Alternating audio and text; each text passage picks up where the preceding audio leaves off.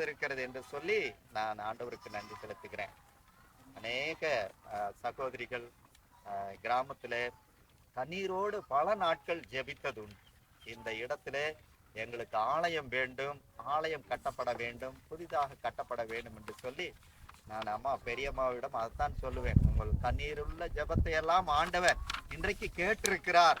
நாம் இந்த வேலையை துவங்கும் நேரம் வந்து விட்டது என்று சொல்லி ஆண்டவருக்கு நன்றி சொல்லுங்கள் என்று சொல்லி நான் சொன்னேன். இடையில இந்த ஆலய காரியம் என்பது நம்முடைய காரியம் அல்ல, இது ஆண்டவருடைய காரியம். ஆண்டவர் ஆலயத்தை எழுப்புவது என்று சொல்லி நம்மால் முடியாது. இங்கே ஒரு சம்பவத்தை தான் நமக்கு முன்பாக வைக்க விரும்புகிறேன். நெகேமியா தீர்க்கதரிசியின் புத்தகம் 2ஆம் அதிகாரம் அங்கே 17-18 வசனங்களை அங்கே பார்க்கும்போது என்ன சொல்லுகிறார்? பின்பு அவர்களை நோக்கி நெகேமியா சொல்லுகிறார், எருசலேம் பாழாய் இருக்கிறதையும் அதன் வாசல்கள் அக்னியால் சுட்டரிக்கப்பட்டு கிடக்கிறதையும் நாம் இருக்கிற சிறுமையும் பார்க்கிறீர்களே. நாம் இனி நிந்தைக்குள்ளாயிராதபடிக்கு எருசலேமின் அலங்கத்தை கட்டுவோம் வாருங்கள் என்று சொல்லி சபை மக்களுக்கு எல்லாருக்கும் அழைப்பு கொடுக்கிறார் நெகேமியா. அதை தொடர்ந்து சொல்லுகிறார், என் தேவனுடைய கரம் என் மேல் நன்மையாக இருக்கிறதையும் ராஜா என்னோட சொன்ன வார்த்தைகளையும் அவர்களுக்கு அறிவித்தேன்.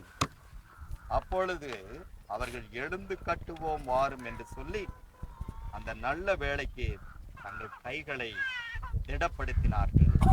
எழுந்து கட்டுவோம் வாருங்கள் என்று சொல்லி அந்த நல்ல வேளைக்கு தங்கள் கைகளை என்ன செய்தார்கள்? செந்தன் பண்ணினார். இது இந்த பாழாய் கிடக்கிறதையும் எருசலேமின் அலங்கமெல்லாம் இடிபட்டு கிடக்கிறதும் அந்த ஊர் மக்களுக்கு தெரியாமல் இல்லை, தெரிந்துதான் இருந்தது. இவ்வளவு நாட்களும் அதை பார்த்து கொண்டேதான் அவர்கள் தங்களுடைய வேலைகள் எல்லாம் செய்து கொண்டிருந்தார்கள். ஆனால் நெகேமியாவினுடைய மனதிலே கர்த்தர் இந்த காரியத்தை வைத்தார். பின்பகுதியிலே அவர் சொல்லும் போது, என் இருதயத்திலே கர்த்தர் வைத்ததை நான் அவர்களுக்கு சொன்னேன், அவர்களுக்கு முன்பாக அதை வைத்தேன். இவருடைய இருதயத்திலே என்ன தரிசனம்? ஆண்டவர் எழுந்து கட்டுமன்னமாக ஒரு அழைப்பு, ஒரு பாரம். இன்றைக்கு ஆண்டவர் அனைவருடைய உள்ளத்துல இந்த ஆலயம் கட்டப்பட வேண்டும் என்று சொல்லி ஒரு பாரம் இருந்து கொண்டிருந்தது. அநேக வேளையிலே இடையூறுகள், அவர்கள் சந்தித்த காரியங்கள் எல்லாம் பின்பகுதியிலே அவர்கள் கட்டின போது நடந்த காரியங்களை எல்லாம் பார்க்கிறோம். இதற்கு வேறே யாரும் வந்து செய்யவில்லை, மாறாக அந்த உள்ளூரிலே இருக்கிற சபை மக்களையே என்ன செய்கிறார்? நெகேமியா திடப்படுத்துகிறார். எப்படி திடப்படுத்துகிறார் என்று சொல்லி அடுத்த பகுதியிலே, அடுத்த 4ஆம் அதிகாரத்திலே அங்கே பார்க்கும்போது 14ஆம் வசனத்திலே, அவர்களுக்கு பயப்படாதிருங்கள், நீங்கள் மகத்துவமும் பயங்கரமான ஆண்டவரை நினைத்து உங்கள் சகோதரருக்காகவும் உங்கள் குமாரருக்காகவும் உங்கள் குமாரத்திகளுக்காகவும் உங்கள் மனைவிகளுக்காகவும் உங்கள் வீடுகளுக்காகவும் நீங்கள் யுத்தம் பண்ணுங்கள். அவர்கள் சபையை கட்ட ஆரம்பித்த போது அங்கே இடையூறு, ஏளனம் பேசுகிற மக்கள், சபிக்கிற மக்கள், எதிராக எழும்பின மக்கள் காரியங்களை எல்லாம் அங்கே பார்க்கும்போது அவர்கள் எப்படி திடப்பட்டார்கள் என்று சொல்லி அங்கே பாருங்கள். அடுத்த வசனத்தில் அங்கே என்ன செய்கிறார்? 16ஆம் வசனத்தில், அன்று முதல் வேலைக்காரர்களே பாதி பேர் வேலை செய்தார்கள். நிறைய பேர் இருக்காங்க வேலைக்காரர்கள், பாதி பேர் வேலை செஞ்சிட்டு இருக்காங்க. பாதி பேர் என்ன செஞ்சிட்டு இருக்காங்கன்னு பாருங்க. ஈட்டிகளையும் பரிசைகளையும் வில்லுகளையும் கவசங்களையும் பிடித்து கொண்டிருந்தார்கள். அதிகாரிகளும் யூதா வம்சத்தாரும் எல்லாரும் பின்னாக நின்றார்கள். அடுத்த வசனத்திலும் அவங்க எப்படியெல்லாம் கட்டி முடிச்சாங்க அந்த எருசலேம் அலங்கத்தை என்று சொல்லி பார்க்கும்போது, அலங்கத்திலே கட்டுகிறவர்களும் சுமை சுமக்கிறவர்களும் சுமை ஏற்றுகிறவர்களும் அவரவர் ஒரு கையிலே வேலை செய்து மறு கையில என்ன வச்சிட்டு இருக்காங்க? ஆயுதம் வச்சிட்டு இருக்காங்க. கட்டுகிறவர்கள் அவரவர், அடுத்த வசனத்திலையும் பாருங்கள், தங்கள் பட்டயத்தை தங்கள் இடுப்பிலே வைத்துக் கொண்டிருந்தார்கள். அங்கே அலங்கத்தை கட்டுகிறவர்கள் சுமையேற்றுகிறவர்கள் அவர்கள் ஒரு கையிலே வேலை செய்து மறு கையிலே ஆயுதம் பிடித்திருந்தார்கள். கட்டுகிறவர்கள் அவர்கள் தங்கள் பட்டயத்தை இடுப்பிலே கட்டி கொண்டவர்களாக வேலை செய்தார்கள். எக்காலம் மோதுகிறவர்கள் பக்கத்திலேயே நின்றுட்டு இருந்தாங்க. அவ்வளோ அலர்ட். இங்கே நான் சொல்ல வருகிற காரியம் என்னவென்று சொன்னால், அந்த நாட்களிலே இருந்ததை போல கட்டுகிற போது யாரும் அப்படி இடையூறு வருகிறவில்லை. மாறாக இந்த ஆயுதம் என்ன என்ற ஒரு காரியத்தை மாத்திரம் உங்களுக்கு சொல்ல விரும்புகிறேன். பிசாசு கொண்டு வருகிற காரியத்திற்கு, இடையூறுக்கு தடையாக ஜெபமாகிய ஆயுதத்தை நீங்கள் என்ன செய்ய வேண்டும்? உங்களுடைய கரங்களில ஒரு கையில அந்த ஜெபம் என்னும் காரியத்தை எடுத்துக்கொள்ளுங்கள். இன்னொரு கரங்களிலே நீங்கள் வேலை செய்து கொண்டே இருங்கள். இடுப்பிலே பட்டயம், வசனமாகிய பட்டயத்தை நீங்கள் என்ன செய்து கொண்டிருங்கள்? வைத்துக் கொண்டிருங்கள். எங்களுடைய அனுபவம் எல்லாம் நாங்களுக்கு பெரிய சரித்திரத்தை காணாததை நான் சொல்லவில்லை. நாங்கள் கடந்து வந்த பாதையை மாத்திரம் சொல்லி நாம் ஜெபத்திற்குள்ளாக கடந்து செல்லுவோம். ஏன் இப்படிப்பட்ட ஒரு காரியத்தை இந்த நாளிலே செய்திருக்கோம் என்று சொன்னால், நாங்கள் செய்த மாதிரியே இந்த இடத்துல செய்கிறோம். அதைத்தான் செய்கிறோம். நூற்றாண்டு விழாவை குறித்து அநேக நாட்கள் நகர ஆலயத்துல கனவு கண்டு கொண்டே இருந்தது. நாம் துதி மண்டபம் கட்டப்போகிறோம், நாம் துதி மண்டபம் கட்டப்போகிறோம். கடந்த நாட்களில் பேராயர் சொன்ன போது ஏறக்குறைய 30-40 வருஷமாகவே இந்த துதி மண்டபம் கட்டப்பட வேண்டும் என்று சொல்லி வெறும் பேச்சாகவே என்ன செய்தது இருந்து கொண்டு வந்தது. அதற்காக ஒரு அடிக்கல்லும் நாட்டி விட்டார்கள். இப்பொழுது நாம் நாட்ட போகிறது கர்த்தரே அடிக்கல்லாக, கர்த்தரே அஸ்திவாரமாக, கர்த்தரே மூளைக்கல்லாக இருக்க போகிறார். நாம் வேற யாரையும் அடிக்கல் நாட்டப் போவதில்லை. அடிக்கல் நாட்டியும் அங்கே இந்த 18 வருஷங்கள் முடிந்து விட்டது. 18 வருஷங்கள் ஆகியும் அங்கே துதி மண்டபம் தொடங்கப்படவும் இல்லை, முடிக்கப்படவும் இல்லை. நான் ஒரே காரியத்தை சபை மக்களுக்கு முன்பதாக சொன்னேன்.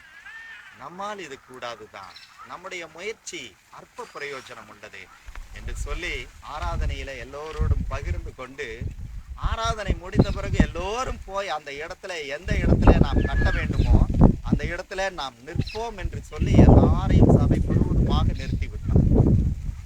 இயேசு ராஜா முன்னே செல்கிறார் என்ற பாடலை நாம் பாடினோம். அநேகருக்கு ஒரு வேளை ஞாபகம் இருக்கிறதோ என்னவோ தெரியவில்லை.